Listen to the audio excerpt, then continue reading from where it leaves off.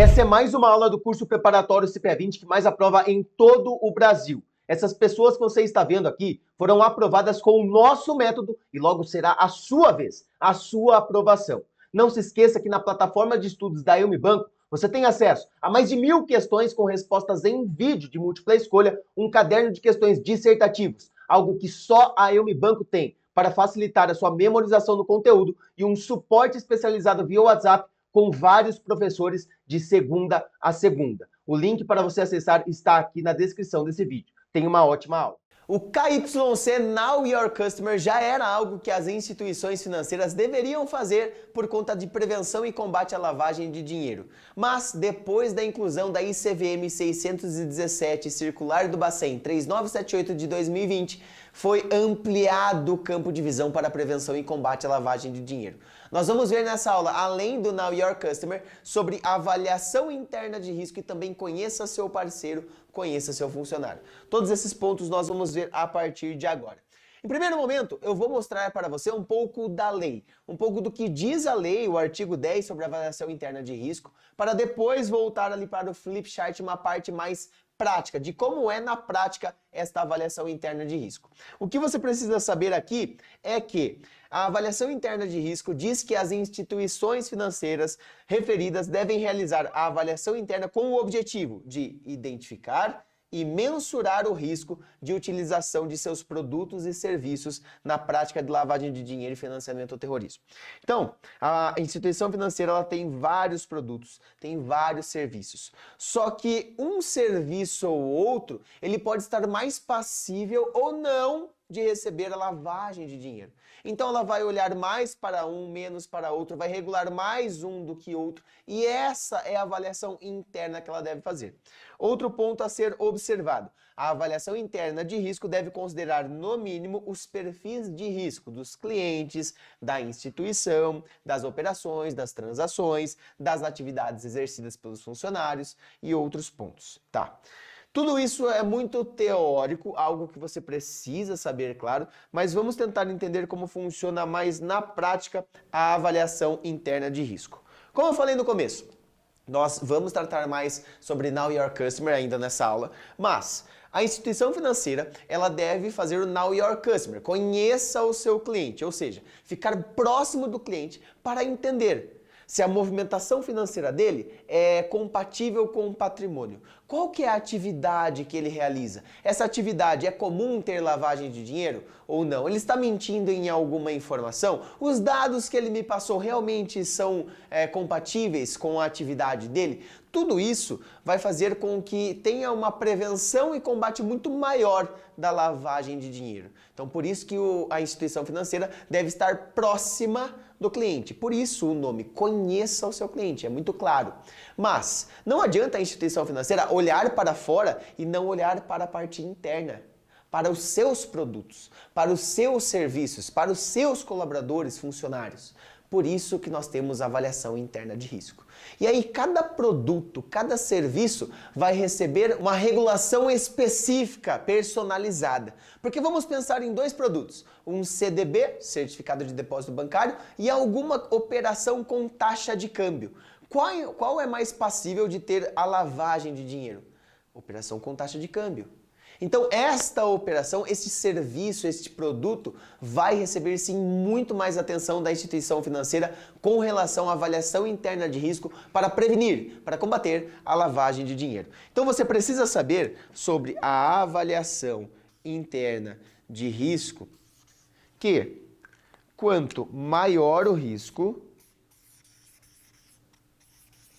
maior será a atenção, a regulamentação, mais proximidade da instituição para prevenir, para combater. E, do mesmo jeito, quanto menor o risco, claro, menor a atenção.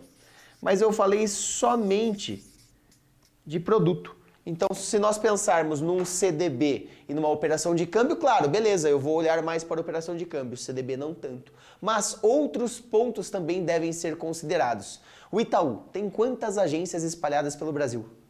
Inúmeras. Você acha que ele tem que dar uma atenção à lavagem de dinheiro em uma agência do Itaú lá em Piracicaba, no centro da cidade, ou numa agência do Itaú que faz fronteira com o Paraguai, com fronteira com algum outro país? Então essa é a visão que a instituição deve ter. Cada instituição vai olhar para dentro, a parte interna, e determinar, olha, nesta região nós precisamos ter mais atenção, nessa aqui não tanto. Olha só, aqui nessa agência tem muitos aposentados que recebem aposentadoria, é uma agência mais tranquila, uma região mais tranquila, não é tão passível assim de lavagem de dinheiro. Mas olha só essa daqui, são vários empresários do ramo X, do ramo Y, onde costuma ter ali a lavagem de dinheiro, então aqui nós precisamos estar mais atentos. Então é a mesma coisa, com produtos e serviços, com agências em regiões específicas e com colaboradores, porque cada um dos cargos dentro da instituição também são diferentes. Alguém que faz a abertura de conta, tudo bem, a pessoa na hora de fazer o cadastro, ela pode tentar ludibriar, mentir alguma informação, mas esta pessoa, ela é mais passível de ser comprada ali para fazer a lavagem de dinheiro, para fazer a operação ilícita, ou alguém que trabalha diretamente na área de câmbio, na área de compliance. Então estes cargos também serão mais regulados, mais vistos de perto pela instituição por conta da avaliação interna de risco. Então, na prática, é isso que você tem que saber. Quanto maior o risco, maior a atenção. Quanto menor o risco, menor a atenção. Com relação ao quê? Tudo. Produto, serviço, colaborador, região, agência, todas as operações da instituição. Não dá para olhar para fora sem a casa estar arrumada. Por isso que foi instituído agora a avaliação interna de risco. Porque antes de eu sair para a rua e ver o meu cliente, eu preciso ver a minha instituição. Certo? Bora voltar para o slide, que nós temos outras partes para complementar aqui desta aula. A avaliação interna de risco deve ser documentada e aprovada pelo diretor referido no artigo 9º. E aqui é um ponto muito importante. Agora é obrigatório ter dentro da instituição um diretor para tratar de prevenção à lavagem de dinheiro e financiamento ao terrorismo. É algo para você marcar aí também, tá? Toda instituição tem que ter um diretor. Deve ser encaminhada para a ciência, ao comitê de risco quando houver, ao comitê de auditoria quando houver e ao conselho de administração ou, se existente, à diretoria da instituição. E outro ponto muito importante, por isso que está em negrito, revisada a cada 2 anos, certo? Eu fiz a avaliação interna de risco, eu vi que as agências da cidade X, que são lá fronteira com algum país, precisam ser mais reguladas do que as que tem lá em Piracicaba, em Limeira, que são cidades mais tranquilas. Tudo bem, daqui a 2 anos eu vou revisar tudo isso. Ah, mas não mudou nada. Tudo bem, você vai revisar. Se não mudar nada, mantenha a sua estratégia, tá bom? Outro ponto importante também. Conheça seu parceiro e seu funcionário, vai na mesma linha. A instituição deve ficar atenta ao comportamento dos colaboradores, parceiros, terceiros, prestadores de serviços relevantes. Isso é muito importante porque quando nós falamos de avaliação interna de risco na parte de funcionário, você pensa só em quem trabalha dentro da agência, dentro da instituição, mas terceiros também.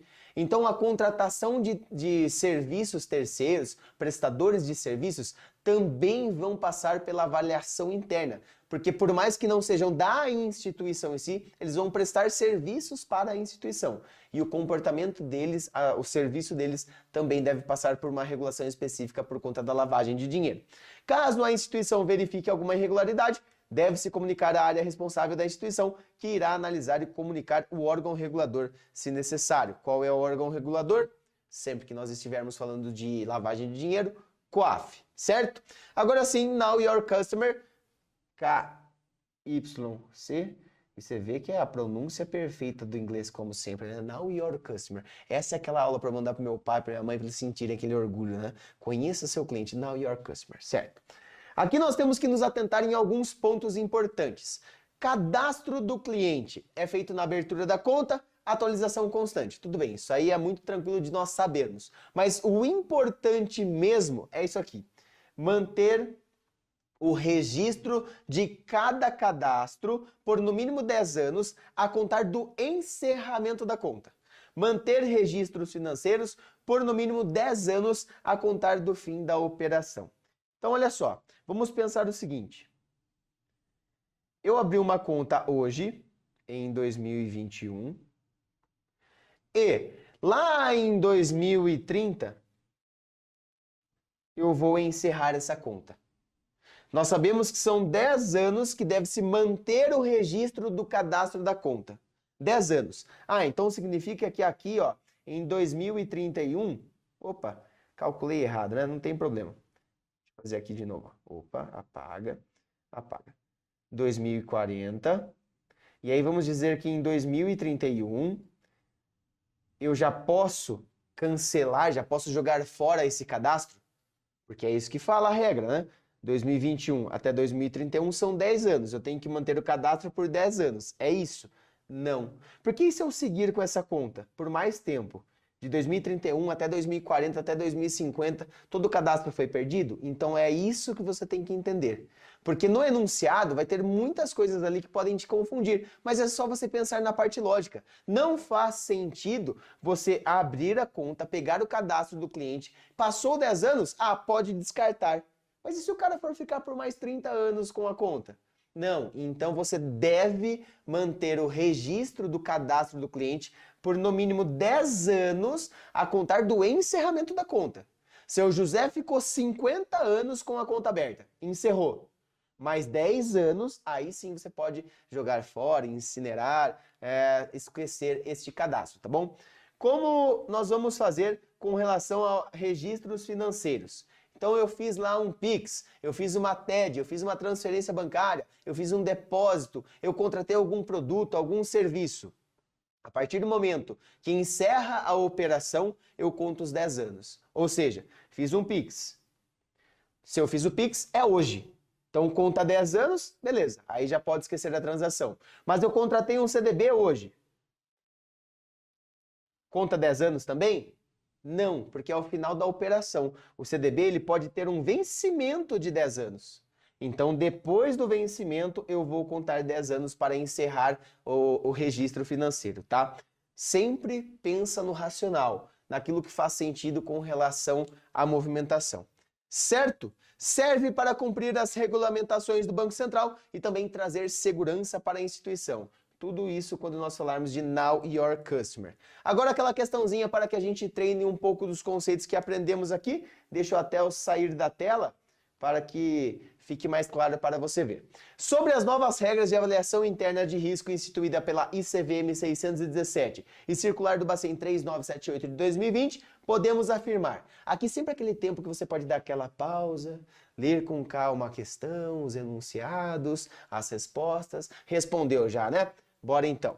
É necessário que as instituições financeiras guardem o cadastro e o registro das transações financeiras por no mínimo 10 anos. Opa, é isso mesmo. A contar pela abertura da conta. Não, a contar pelo encerramento da conta. Se eu contar pela abertura da conta, nós vamos cair naquela situação em que eu trouxe para você. Seu José abriu a conta hoje. Ele vai ficar 50 anos com a conta aberta. Eu só vou ter dos 10 primeiros anos o registro. Os outros 40 vai ser perdido. Então não pode ser isso. Tem que ser a partir do encerramento da conta. A alternativa A está incorreta. É necessário que as instituições financeiras guardem o cadastro e o registro das transações financeiras por no mínimo 10 anos a contar do encerramento da conta ou da operação. Aqui ele foi mais específico ainda. Então, encerramento da conta, perfeito. Encerramento da operação, é só você lembrar do CDB. Caramba, tem CDB que tem vencimento em 10 anos. Então eu tenho que esperar o vencimento da operação para que depois eu possa encerrar o registro da operação. É necessário que as instituições financeiras guardem o registro e o cadastro das transações financeiras por no mínimo 5 anos. Aqui nasceu, o que está errado são os anos, né? É a questão do tempo, não são 5, e sim 10 anos. As instituições devem manter registros financeiros de cadastro de seus clientes por 24 meses. Outra coisa que também está errada. Por que está errado esse ponto? 24 meses são 2 anos. 2 anos é o tempo de avaliação interna que deve ser revisada. Então toma muito cuidado, nós temos várias questões de tempos diferentes. Para manter e guardar registros, são 10 anos. Para revisar o API, são 2 anos. Para revisar a avaliação interna, são 2 anos. Então deixa marcada essa questão de tempo, bate o olho de vez em quando para que você não se confunda, possa acertar tudo na prova e a gente vai comemorar junto a sua aprovação. Bora para a próxima aula.